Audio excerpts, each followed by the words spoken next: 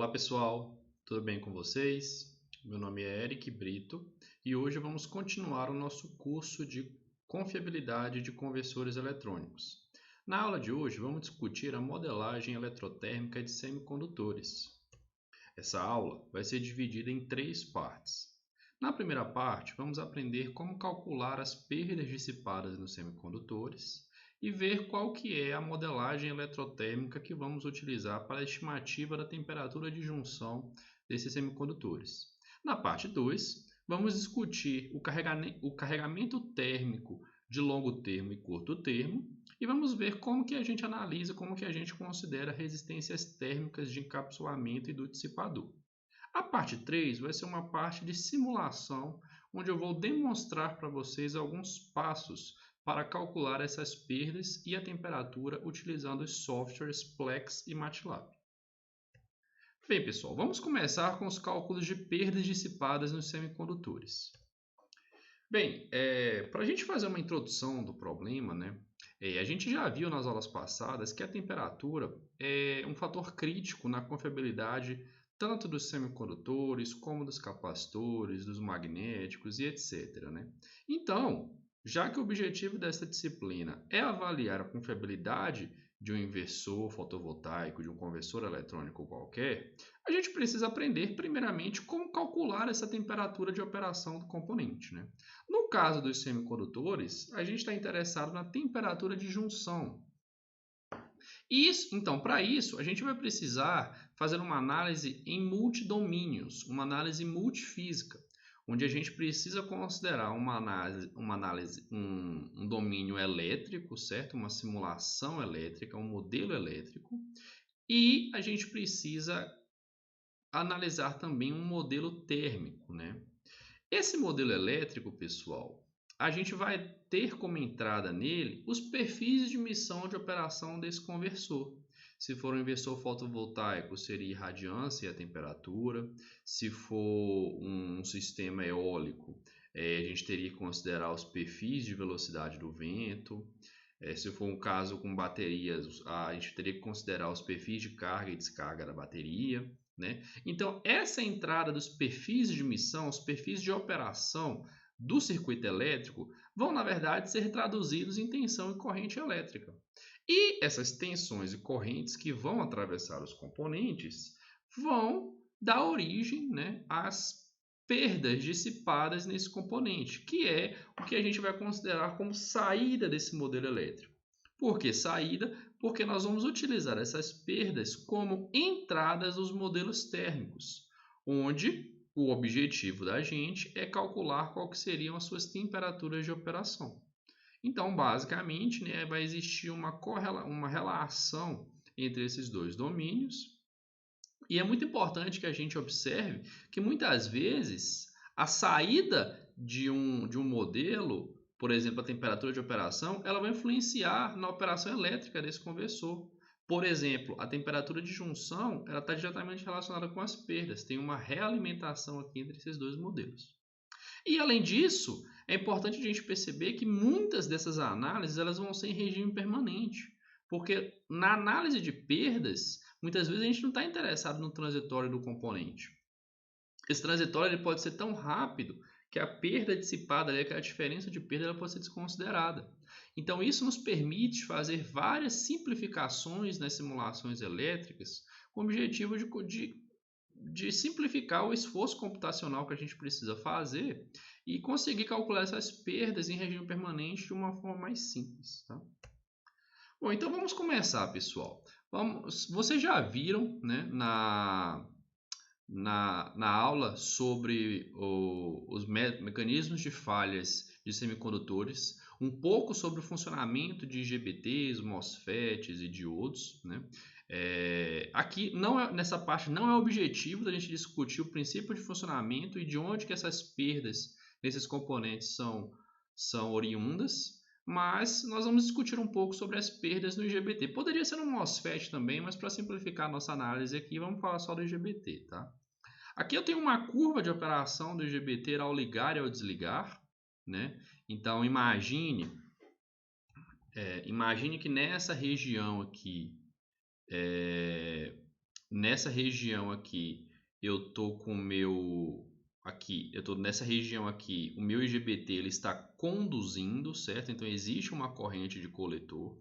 A minha tensão VCE entre coletor e emissor, ela não é zero, ela tem um valor, certo? Associado aqui a uma perda de condução. Tá? E aí esse dispositivo ele vai entrar, ele vai ser desligado, né? Nós vamos retirar a tensão de gate dele. Então esse desligamento ele não é automático, vocês já viram nisso, né? Então durante o desligamento existe aqui uma corrente que ela vai tender a zero e a tensão VCE agora ela vai assumir o seu valor de tensão de bloqueio, né?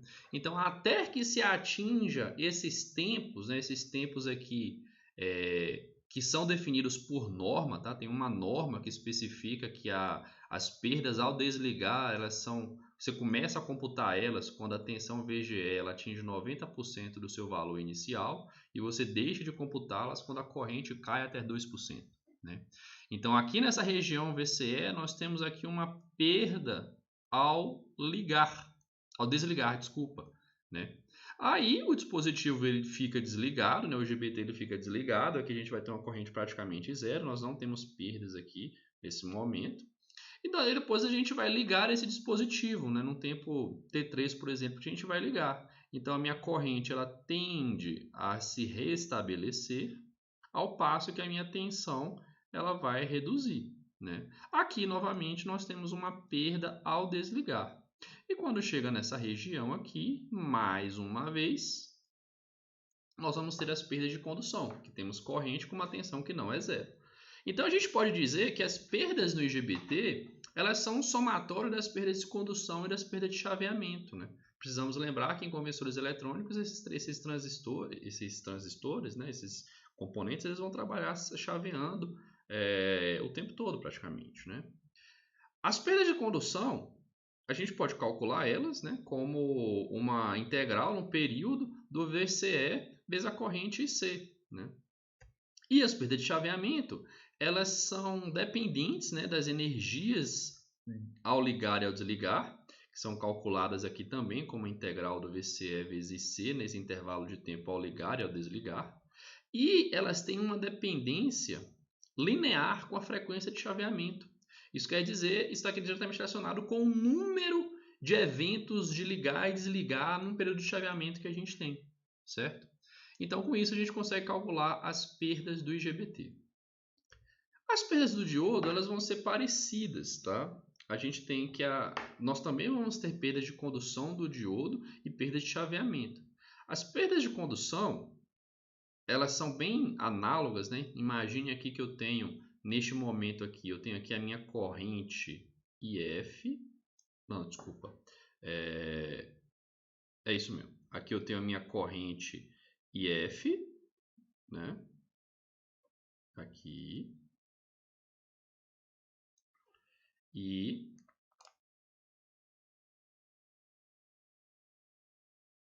aqui eu tenho a minha tensão VF, em azul aqui, tá? O que a gente consegue perceber, pessoal? Aqui, neste primeiro momento aqui, ó, o meu diodo está conduzindo, né? Eu tenho uma corrente com uma tensão que não é zero, então aqui eu tenho as perdas de condução já em regime permanente, né? E aí eu mando desligar o meu componente, né? No momento que eu mando desligar ele, a minha tensão, a minha corrente, ela vai para zero, ela inverte um pouco o sentido, né? Vocês já viram um pouco sobre isso até ela zerar. E a minha tensão de bloqueio, ela vai inverter o sentido, né? Agora o IGBT vai estar conduzindo, o diodo que vai estar em antiparalelo vai assumir essa tensão reversa aqui. Então, o que a gente tem é que as perdas de condução elas vão ser bem análogas às perdas de condução do IGBT, né? Então vai ser integral no período de VF e F. E as perdas de chaveamento, basicamente, a gente tem perdas só quando a gente está desligando esse componente, né? Quando ele deixa de conduzir, e aí nós temos aí uma perda que a gente chama também de perda de recuperação desse diodo. A perda ao ligar, né, depois que esse diodo aqui, essa perda está associada com essa área aqui, né? Mas aqui, né, depois que a gente, por exemplo, a gente vai ligar o diodo, que essa corrente ela vai restabelecer para o seu valor, essa perda aqui ela é muito pequena em relação a essa perda de recuperação. Né? Chama de recuperação porque a corrente ela vai para negativa e depois ela retorna para zero. Então, a gente pode considerar que no diodo a gente só tem perda ao desligar. E a gente chama dessa perda ao desligar de perda de recuperação, que também é uma função da frequência de chaveamento, né? Uma relação linear, porque depende do número de eventos que ocorrem aí num período de chaveamento. Perfeito? Mas, pessoal, quando a gente olha para essas equações, o cálculo matemático dessas perdas ele pode ser um pouco complexo. Não é difícil, mas é complexo. Vai depender das condições de operação. Existem algumas não linearidades, dependências com resistência de gate, com tensão de gate, com temperatura de junção. Então, o cálculo preciso dessas perdas ele é complexo. Né? Mas a informação de perdas ela é muito importante para o dimensionamento térmico de um conversor, para uma análise de vida útil do componente. Então a gente precisa de alguma forma conseguir fazer uma análise térmica desse dispositivo em operação. Por isso que muitos fabricantes vão fornecer para a gente informações de perdas no seu datasheet. E nós vamos utilizar essas informações de perda nós vamos utilizar essas informações do datasheet para calcular as perdas do nosso componente. Né? Por exemplo, aqui, aqui eu tenho um datasheet de um IGBT discreto de 75 amperes, 1200 volts, com um diodo de roda livre, tá? Então aqui tem essas informações básicas de tensão e corrente, né? Temos aqui uma tensão a temperatura máxima de junção que esse dispositivo pode operar. Lógico que nós vamos operar longe deste ponto, né? Por questões de segurança. E aqui tem uma tabela simplificada, essa tabela tem alguns cortes aqui, mas é uma tabela que mostra os parâmetros máximos de operação dessa chave. Né? E já tem até uma informação aqui que para otimização da vida útil e confiabilidade, a Infineon, que é a fabricante, recomenda operações que as operações dessa chave não excedam 80% desses valores máximos. Então isso aqui já é uma informação que o fabricante fornece para a gente. Né? O que a gente consegue perceber aqui, por exemplo, é que a temperatura de operação, a gente tinha um valor de temperatura de junção máxima, mas a temperatura de operação, por exemplo, de case, a corrente de case depende da temperatura que este cara está operando. Por que depende da temperatura, pessoal? Aqui a gente pode considerar que as perdas totais dessa chave, fazendo uma simplificação, tá? Seria a sua resistência térmica vezes a... Opa, desculpa, resistência térmica não. As perdas totais seriam, por exemplo, uma tensão VCE vezes uma corrente C. Né? Vamos assumir que isso aqui seria na condução, né? Quando esse IGBT está conduzindo, a gente teria só perda de condução, tá? Uma aproximação. Então, com isso, na condução, a gente pode calcular, a gente tem uma relação, né, que fala que a temperatura de junção máxima desse cara vai ser a resistência térmica vezes vezes essas perdas totais mais uma temperatura de case. Né? Isso daqui a gente pode escrever como temperatura de junção máxima é igual a resistência térmica vezes um VCE e C mais uma temperatura de case. Então a gente consegue fazer uma relação entre a temperatura de case e a corrente de coletor. E a gente consegue perceber claramente, né, que quanto menor for a minha temperatura de operação, de case, mais corrente eu consigo conduzir, porque eu posso dissipar mais perdas, né? O meu delta de temperatura vai ser maior. Já quando eu trabalho com uma temperatura de case já mais elevada, a gente percebe que a nossa corrente ela reduz bastante. Né? Essa informação parecida a gente tem para o diodo aqui embaixo, né? E aí a gente consegue ver isso aqui, ó. as perdas dissipadas para diferentes valores aqui de temperatura, de case. Isso aqui está novamente relacionado exatamente com essa equação aqui, né? A gente consegue relacionar aqui, ó, a potência dissipada, né? Aqui a potência dissipada com a temperatura de case, né? Você vai passar para lá negativo, vai ficar uma reta linear com coeficiente negativo. Essa informação de potência aqui, ó, entretanto, não é a informação que a gente vai utilizar. Isso aqui é a potência máxima que esse cara dissipa nessas condições. Mas na prática, esse semicondutor ele vai trabalhar com um valor de tensão e de corrente bem diferentes, né? Variados, depende, por exemplo, do inversor fotovoltaico, vai depender das condições do perfil de operação. Então, isso aqui seriam valores máximos. Não é isso que a gente está interessado, né? Só mostrando aqui para vocês, né, o gráfico, esses gráficos são fornecidos pelo datasheet também, da relação da corrente de coletor com a temperatura de case, né, daquelas equações que eu mostrei para vocês. Então, por exemplo, a 25 graus Celsius a gente tem aqui 150, como mostra lá, né? E aqui no 137 e alguma coisa, a gente vai ter aqui os 75 amperes, que eu acho que estava falando lá no slide anterior, né? E, da mesma forma, ele mostra as perdas dissipadas em relação à temperatura de case. Como eu falei, é uma reta linear com coeficiente angular negativo. Perfeito? E tem uma outra... aquelas perdas, como eu falei, são as perdas máximas, né? Mas tem uma outra informação que é, de fato, o que a gente vai utilizar para calcular as nossas perdas, né? Lembrando, né, que a perda de condução era uma integral no período do VCE e C, né, dt.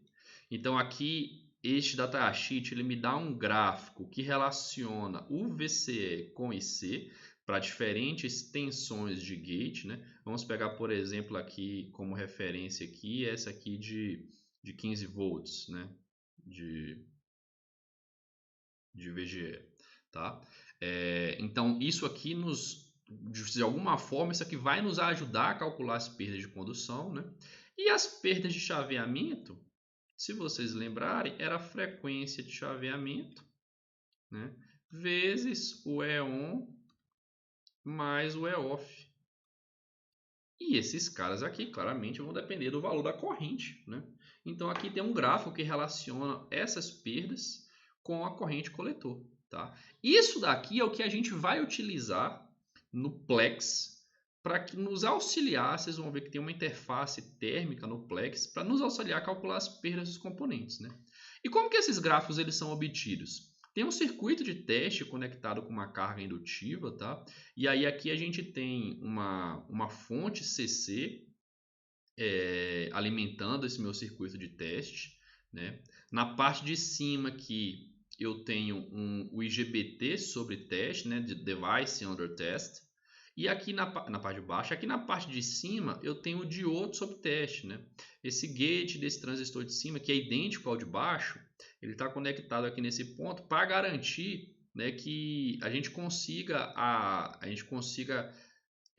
isso aqui vai garantir que esse GBT aqui ele nunca vai conduzir, né? Na verdade aqui o diodo é esse cara aqui. Esse GBT aqui ele nunca vai conduzir. Então a gente consegue testar inicialmente esse GBT, né, fazendo esse caminho aqui, né?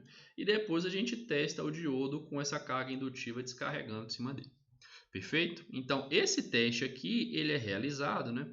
E aí, o que acontece? Deixa eu limpar aqui. Quando a gente vai ligar esse dispositivo, né? Vamos imaginar que ele estava desligado. Ele vai ligar, então esse diodo, esse GBT vai começar a conduzir. Beleza, a gente mede as perdas ao ligar, né? E aí, quando a gente desliga esse GBT e esse diodo começa a conduzir, a gente mede as perdas ao desligar, né? Quando a gente vai ligar novamente esse diodo, esse GBT, esse diodo aqui ele vai desligar. Então perceba que ao mesmo tempo a gente está tendo as perdas ao ligar desse GBT e as perdas de recuperação desse diodo. Então é difícil separar essas perdas. Então, muitas vezes, quando o datasheet dá essa informação de perdas para a gente, na perda ao ligar do EON, normalmente ele vem com um asterisco assim, ó, e o datasheet informa que o EON asterisco, na verdade, é uma soma do EON do IGBT com as perdas ao desligar do diodo, as perdas de recuperação do diodo. Infelizmente, não tem como separar.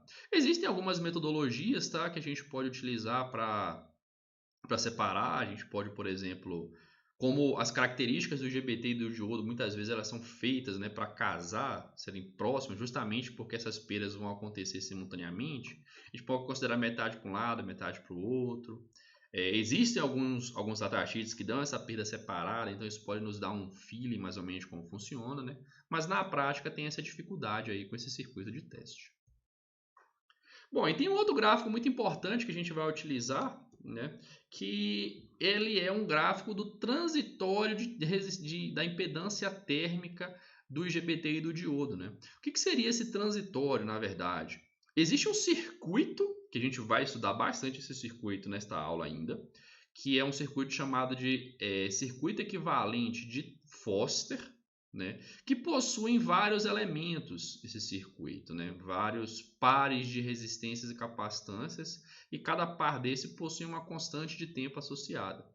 Então, este gráfico aqui nada mais é do que você dar um pulso de corrente, por exemplo, no seu dispositivo, e você mede o seu transitório de temperatura até ele atingir o regime permanente, né? E você informa esses parâmetros do circuito de Foster aqui. Esse circuito de Foster ele é composto basicamente de uma resistência térmica e de um tal, né? E só que o tal é RC, então a gente consegue calcular essa constante de C, essa capacitância térmica aqui, né? Através do R e do tal. Né? Perceba que isso aqui, na verdade, ele está mostrando como, né? Imagine que isso aqui é a temperatura de junção, isso aqui é a temperatura de case, né? Como que essa impedância ela está se comportando no transitório, né? Então, em regime permanente, né, quando todos esses capacitores estiverem carregados, digamos assim, espera-se que a soma dessas resistências seja o valor total da resistência térmica desse dispositivo, que é informado aqui embaixo, por exemplo. Então, esse cara aqui seria a resistência total do IGBT. Se vocês somarem, se vocês fizerem um exercício e somarem esses 5 elementos aqui, vocês vão ver que vai dar algo bem próximo de 0,16. Né? E só uma curiosidade também, esse datasheet informa também a resistência térmica do diodo. Tem um gráfico desse também aqui para o diodo, que é diferente, né? São dispositivos diferentes. E normalmente a resistência térmica do IGBT ela é menor do que a do diodo. Tá? Então, para uma mesma condição de potência, por exemplo, o diodo ele esquentaria mais. Mas espera-se que o diodo ele seja muito menos estressado do que o IGBT na grande maioria dos acionamentos convencionais de conversores eletrônicos. Tá? E como que a gente vai fazer então a partir desses dados que a gente obteve no datasheet, né? Como que a gente vai utilizar essas informações para conseguir calcular essas perdas? Nós vamos fazer isso utilizando uma simulação multifísica no Plex. Eu vou demonstrar isso aqui passo a passo na parte 3 desta aula, mas só para vocês entenderem mais ou menos, né? Aqui tem um inversor trifásico em ponte completa, né? Os IGBTs e os diodos aqui, né? Essa parte em preto é a simulação elétrica normal. Então a gente vai alimentar isso aqui, por exemplo, pode ter um estágio CC-CC antes aqui, pode ter uma fonte CC aqui, se a gente quiser já só simular esse estágio CCCA. Vai circular uma corrente aqui, a gente vai conseguir extrair essa corrente, isso aqui vai estar ligado num filtro, por exemplo, né? Então, esses dispositivos, eles vão estar conduzindo corrente, né? Vai ter uma corrente aqui, ele vai ter uma tensão VCE, ora tensão de condução, ora tensão de bloqueio, né? E essa parte em azul representa a modelagem térmica desses componentes. Então perceba que a gente vai ter aqui internamente aqui dentro desses componentes a gente vai dar essas informações que foram no datasheet. Aquelas informações elas relacionam a junção para o case, né? Então digamos que a gente tem a informação lá da impedância térmica de junção para case, né?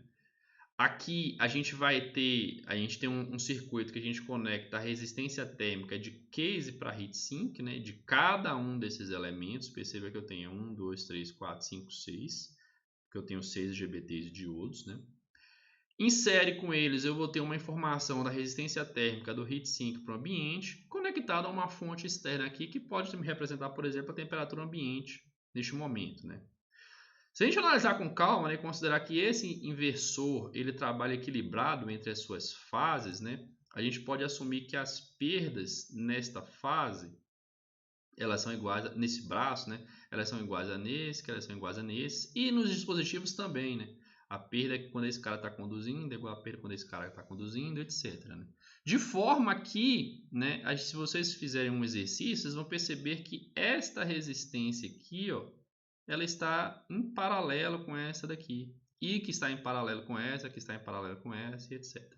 Né? Tudo isso daqui tem uma componente de perdas associadas. Né? Então, o que vai sair, o que vai multiplicar aqui é uma perda total dada para a contribuição dessas perdas. Beleza?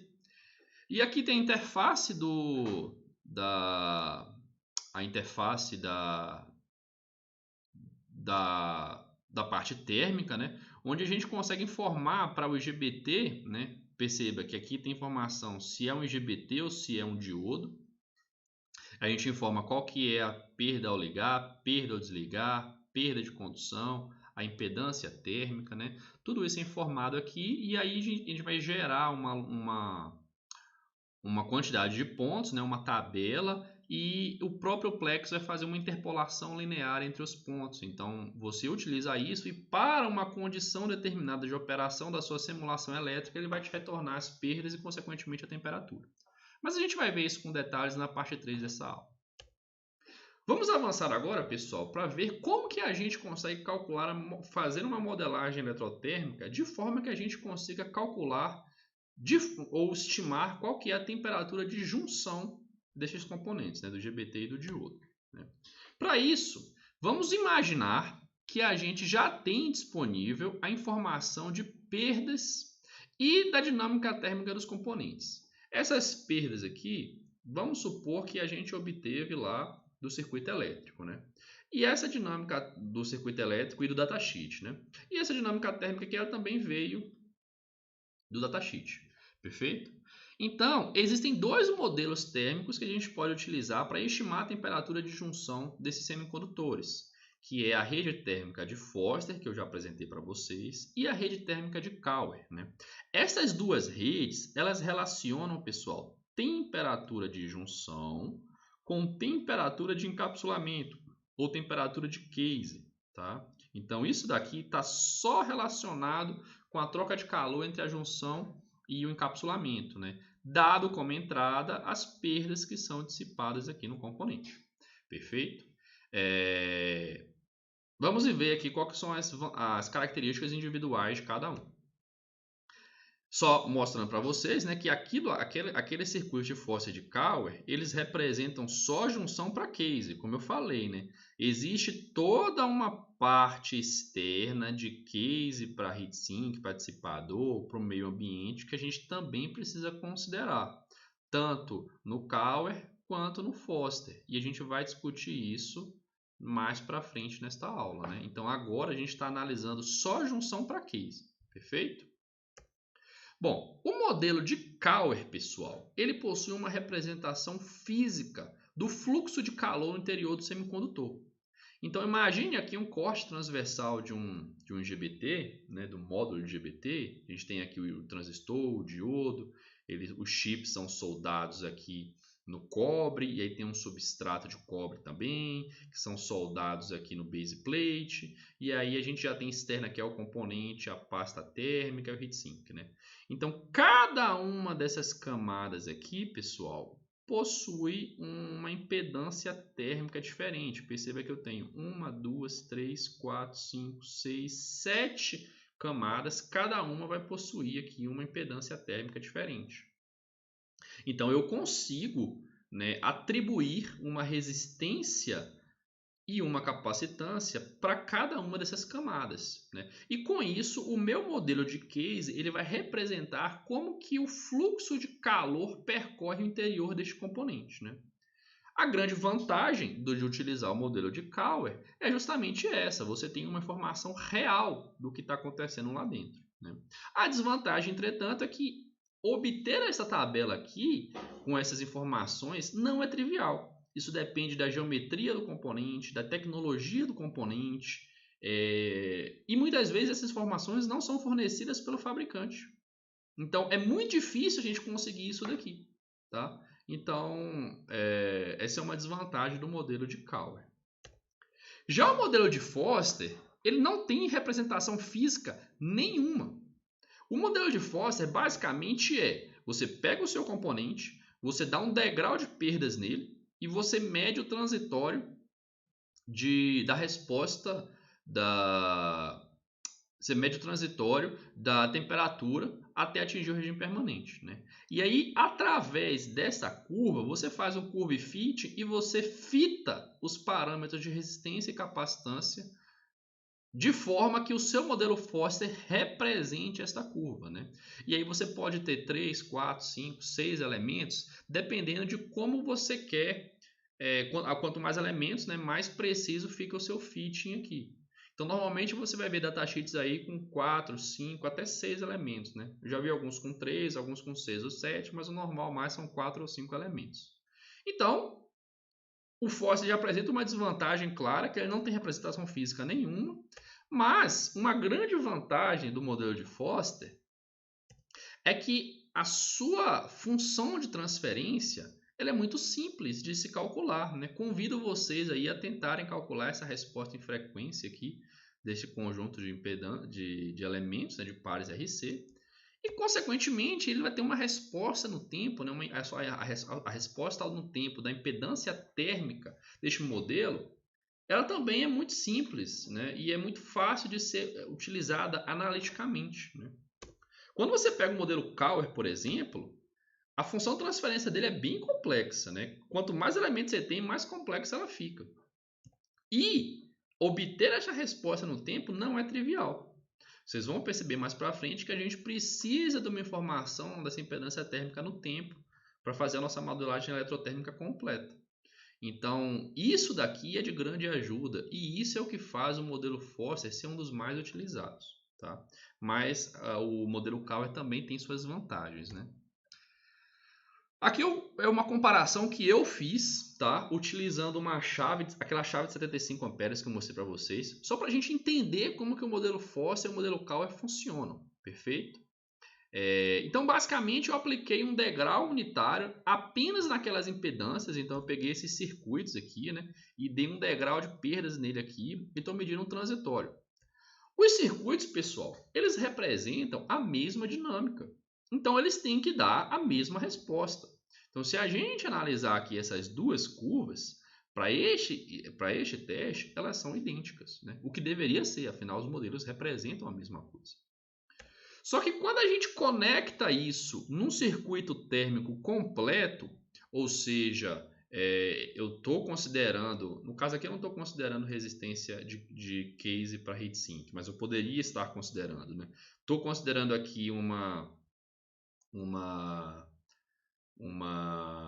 resistência térmica de heatsink para ambiente e estou considerando uma fonte de temperatura, uma fonte de temperatura ambiente também ligada, né? E estou aplicando aqui um degrau de perdas nesse caso, né? Então, basicamente, o que eu estou fazendo, eu estou pegando esse circuito aqui, ó, e estou fazendo esse circuito completo, né? Aqui eu tenho heatsink para ambiente, aqui eu tenho uma fonte de temperatura ambiente, né? E aqui eu estou dando um degrau de perdas tanto no modelo Foster quanto no modelo Cauer. Olha o que acontece, pessoal. Quando a gente bate o olho aqui nessas curvas, elas parecem ser iguais, né? Então fala assim, opa, beleza, os modelos são a mesma coisa, deu a mesma resposta. Mas vamos nos ater aos detalhes, né? Qual que é esse ponto inicial aqui, ó? Antes de eu dar nenhum, assim que eu dou o meu degrau de perdas, no tempo t igual a zero, né? Eu tenho aqui uma temperatura inicial de 75 graus. Isso é estranho. Porque minha temperatura ambiente é de 25 graus. Então, se eu considero um tempo infinitamente grande antes do meu degrau, era para o meu dispositivo estar no equilíbrio térmico numa temperatura próxima ou idêntica à temperatura ambiente. E aí ele chega aqui num valor, depois do regime permanente, no valor aqui de aproximadamente 91 graus. Né? De onde que vem esses 91 graus? Né? Se vocês pegarem nesse ponto aqui, ó, o dispositivo já venceu todas as capacitâncias de Foster, né? E o que você vai ter, na verdade, é que a sua temperatura de junção ela vai acabar sendo as perdas, né? Que multiplicam o somatório das resistências. A resistência de junção para case, mais de case para heatsink, que considerei zero, mais de heatsink para ambiente, mais a temperatura ambiente. Se vocês fizerem essa conta aqui, ó, aqui eu já estou imaginando que todas as capacitâncias térmicas foram vencidas, a gente vai chegar nesse valor de 91,6 graus. Então, beleza, então eu consigo chegar aqui no regime permanente bacana com o modelo de Foster. Mas o meu ponto inicial não é legal. Né? Agora, olha o modelo de Cauer. Eu começo aqui no 25 graus. Opa, então isso já é um ponto bom, né? No tempo t igual a zero, quando eu aplico o meu degrau de perdas, eu tenho uma temperatura que é igual ao ambiente. Né? Mas, passado a mesma quantidade de tempo, eu chego aqui só em 41 graus. Né? Então, eu não atingi o regime permanente. Né? Então, este modelo de Cauer, ele é muito bom no começo aqui, né? Mas ele não chega no regime permanente, né? Mas isso é estranho, ele deveria chegar, né? O que acontece, na verdade, pessoal, é que eu estava simulando aqui, ó, 1 segundo mais ou menos, né? Então, 1 segundo eu tive essa resposta. Mas, na verdade, o que vocês vão perceber é que eu tenho vários degraus aqui no modelo de Cauer relacionados com cada um dos elementos que eu tenho, nos pares resistências e capacitâncias. Eu preciso de um tempo de 10 a sexta segundos para chegar no meu regime permanente. Então essa é uma grande desvantagem do modelo de Cauer. Ele sozinho, para eu vencer todas as capacitâncias dos elementos, ele vai ter capacitâncias térmicas elevadíssimas, então isso vai consumir um tempo muito grande. Né? Então isso aqui chega a ser até impraticável. Só para vocês verem que esse autor, né, discute isso, né? Esse autor ele simula exatamente um modelo de Foster de 4 elementos que ele obteve do datasheet. Ele converte esse modelo de Foster num modelo de Cauer, né? E ele percebe, ele faz aquele mesmo teste, né? A resposta a um degrau só da impedância térmica ela é igual, tanto para o modelo de Foster quanto para o modelo de Cauer. Aqui ele está considerando um modelo de Cauer de 7 camadas, que seria, utilizando aquela tabela das camadas que eu mostrei, tá? Ele está pegando aquele modelo de Cauer ali, é o modelo completo daquelas camadas. Seria o mais próximo da realidade que a gente teria da troca de calor interna dos semicondutores. Esse modelo de Cauer em amarelo aqui é o equivalente do modelo de Foster que foi obtido através do curve Fint do transitório fornecido pelos fabricantes. Né? Então a gente pode assumir, por exemplo, que o preto é o real, é o que de fato está acontecendo no interior do dispositivo. E o verde e o amarelo são representações do modelo de Foster e de Cauer. Né? Que a gente consegue perceber claramente que o Foster tem uma diferença no primeiro ponto, mas o regime permanente dele é bacana. Já o Cauer, nos primeiros momentos dele, né, ele representa uma dinâmica térmica transitória bacana, mas ele tem um erro em regime permanente. Então, os dois modelos, isoladamente, eles têm pontos positivos e pontos negativos. Né? Além disso, o modelo de Foster tem uma outra desvantagem, que é a seguinte, pessoal. Se a gente pega uma simulação com as perdas instantâneas que são dissipadas dos GBTs, essas perdas elas são pulsadas. Né? Existe uma frequência associada aqui ao chaveamento desses componentes. Né? E quando a gente analisa aqui a rede térmica de Foster, né, a gente percebe que todo esse ripple de perdas, por assim dizer, né? Isso aqui tem um valor médio, tá, pessoal? Que é exatamente o valor médio das perdas, né? Vamos supor que tem um valor médio aqui, né? Mas, na prática, né, devido ao chaveamento, eu tenho aqui vários eu tenho uma composição de pulsos aqui na minha potência, né? Nas minhas perdas, né? Neste modelo de Foster, se eu utilizo o modelo de Foster isolado, este ripple ele vai se passar para as perdas e para a temperatura de junção. Então, isso aqui é a temperatura de junção estimada só com o modelo de Foster. Perceba, tá vendo que ela é pulsada? Isso na prática não acontece. A temperatura ela possui uma dinâmica, né? Ou seja, uma capacitância térmica associada, que dá uma filtrada nessas perdas aqui. Então a gente não espera ver isso aqui se você for utilizar um termômetro, alguma coisa para medir a temperatura de junção, você não vai ver isso. Então o modelo de Foster ele não pode ser utilizado conectado a nenhum outro elemento externo. Só, por exemplo, eu poderia utilizar ele só conectado a uma fonte, uma temperatura de referência aqui, só para eu ver o transitório entre a junção e o case. Tá? Já o modelo de Cauer, eu possuo um filtro aqui conectado à temperatura de referência que dá uma filtrada neste ripple de perdas. Né? Então, se eu tiver essas perdas instantâneas, quando eu for medir a minha temperatura de junção, eu não vou ter aquela oscilação de alta frequência das perdas, né? Que de fato é o que realmente acontece. Então, essa é uma outra limitação do modelo de Foster em relação ao modelo de Cauer. Né? Mas a gente viu aí então que a gente tem vários pontos positivos e negativos de Foster e de Cauer, mas aí resta aquela pergunta: qual que é a melhor forma de eu utilizar então? É o modelo de Foster ou é o modelo de Cauer? A resposta é nenhum e nem outro. Existem algumas abordagens que a gente pode pensar, eu vou apresentar 3 para vocês, e uma delas é utilizar o modelo multicamadas de Foster em conjunto com um modelo equivalente de uma camada de Cauer. Por que a gente faz isso? Bom, o modelo de Foster, vantagem de ser mais simples e ter uma expressão analítica para ele. Então eu posso utilizar ele sem conectar ele a nada no externo aqui, só a uma temperatura de referência que seria uma temperatura de case. Né? E o modelo de Cauer, eu utilizaria uma camada somente, só para eu ter essa filtragem aqui daquelas perdas, né? E poder representar a dinâmica transitória nos primeiros pontos. Então, eu obtenho essa informação do modelo de Foster pelo datasheet e converto ele no equivalente de um elemento, né? Uma camada de Cauer, e assim eu consigo conectar na parte externa do circuito. Né?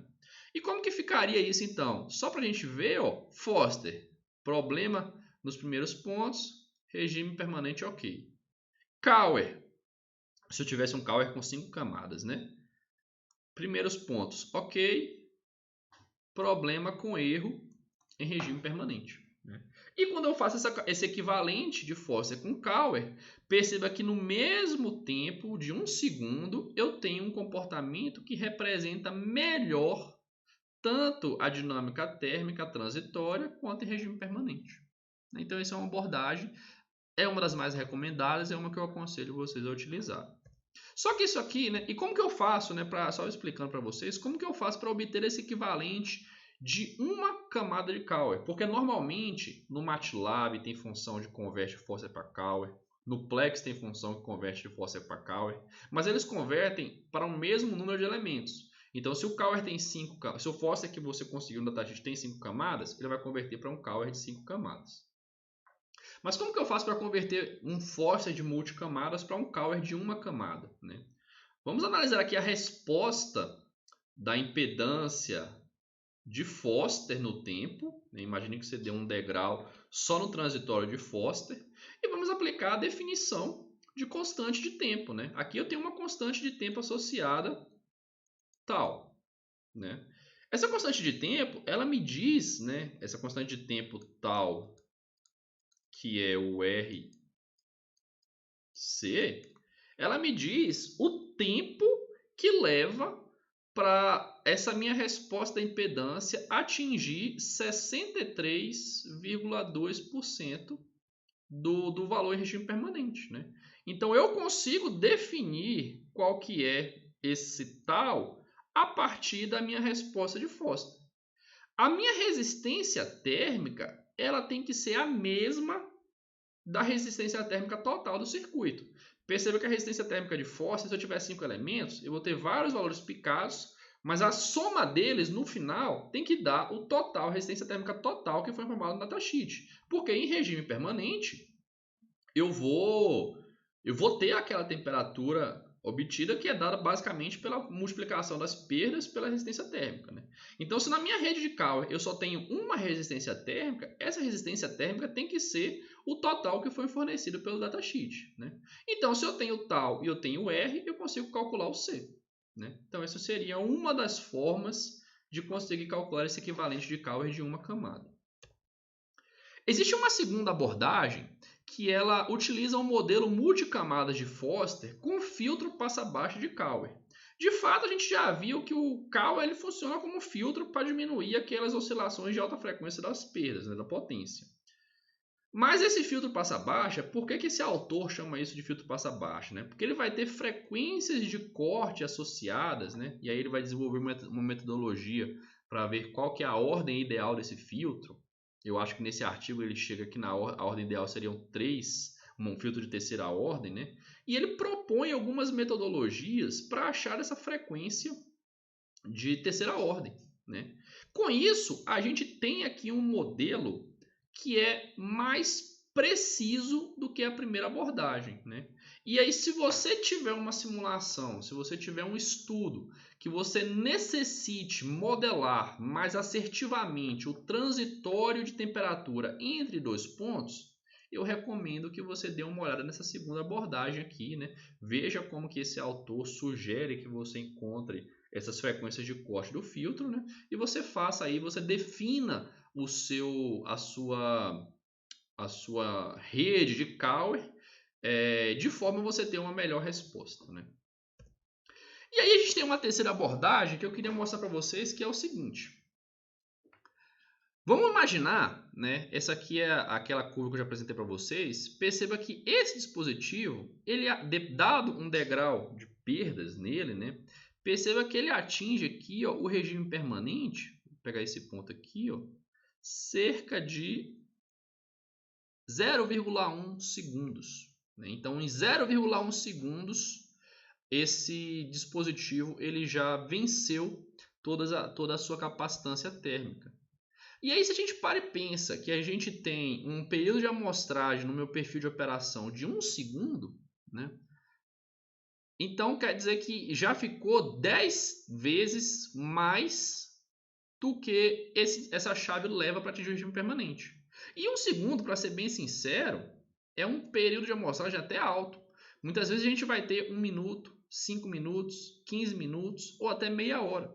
Então a gente pode assumir que entre dois pontos do perfil de operação, o meu semicondutor ele já está em regime permanente, né? Então eu já venci todas essas capacitâncias. Na verdade aqui, ó, eu só tenho a minha resistência térmica total, né? Então isso me sugere, né, que eu não preciso me preocupar com esse ponto negativo de Foster, que é um transitório térmico ruim, né? Eu só preciso garantir que no meu regime permanente eu esteja próximo do ponto real.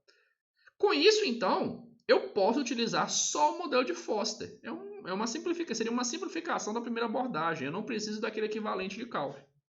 Mas aí vocês devem se perguntar, né? Então, eu posso desconsiderar todas essas capacitâncias, esquecer Foster, trabalhar só com aquele valor de resistência? Eu posso fazer isso? A resposta é não. A gente vai precisar dessa informação das capacitâncias. E eu vou mostrar para vocês na próxima aula o porquê. Bom, pessoal, neste ponto, chegamos ao final da primeira parte da nossa aula e eu vejo vocês na parte 2.